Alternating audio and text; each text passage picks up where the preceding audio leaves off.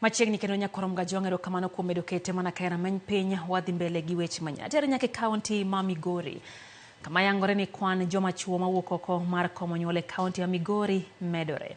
Report lero ni joma chuo mathoth medo rwako yor komo nyuol mar ng'ado dundu makeo teko nyodo maong'ere kaka vasectomy. Kaka jafwambo marwa Joju malero, jokanyo e sekta mar thieth pod medo jiwo chuo mondo omi oyie kod chenro makamano. Yor komo nyuol mageto joma chuo men mano modundu mar nyodo mar dichuo ng'ado oko mabende ong'ere kaka vasectomy en achiel kuom yorego mag komo nyuol mabende piny owacho kawo kalo kuom migawo mar thieth osebedo katiyo godo mane oganda koro bedo kod familia ma ginyalo rito. Kuom kinde malach yorni mar komo nyuol ma ong'ere kaka vasectomy ok osebedo korwake kod joma chuo mathoth.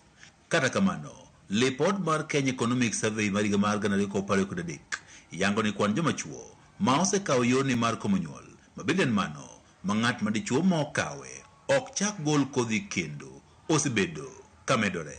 Joma chuo mane okawo yorni mar komo nyuol mar vasectomy e piny Kenya ne odhi malo nyaka 557 e higa mar 2022 ka ipimo kod kwan mar 248 e higa mar 2021. Neno biro miluongo ni komo nyuol miluongo gi dho bwana ni vasectomy ni orach ne an. Pod wakia ni onyalo biro the way aina mane nikech pod chandwa kabisa.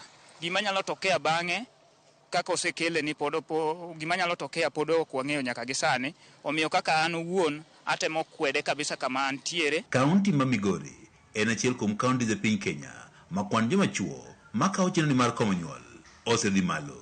We are proud that we are one of the model counties that provide vasectomy. For the last 6 months, up and about on average was about 30 people osaka vasectomy. Apisano mocho ta chendego ma komo nyuol e kaunti ma Migori Jono Kidi wacho ni sub-county Mawendo en achiel kuom sub-counties duto e kaunti ma Migori ma kwan joma chuo mathoth oserwako chenro ni mar komo nyuol. Kanyicha wan gi our outreaches, integrated outreaches, mark family planning.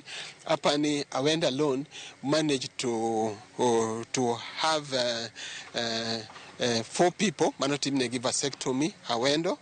After counseling and they were positive about it, then Rongo notimne ng'at achiel. Matiende ni last month nicha watimo vasectomy abich.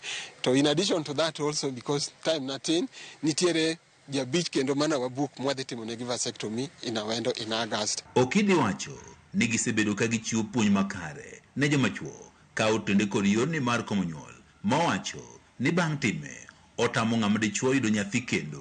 Kata kamano gik mamoko duto to nyalo timo makare. We also have engagement talks with our CHPs, the youth peer providers, with the community. Koro they do get them a lot. Give way with the community kabisa, then they link them to facility for services. Report mogol kod migawo mar thieth e kaunti ma Migori bende yango ni atamalo 85 mag mine kaachiel kod chuo e kaunti ma Migori nyaka sani tiyo kod yorego mag komo nyuol ma opogore opogore. Yor komo nyuol mar kede bende ong'ere kaka implant ema thoth joma mine koro tiyo godo e kaunti ma Migori karuwe kod lipot.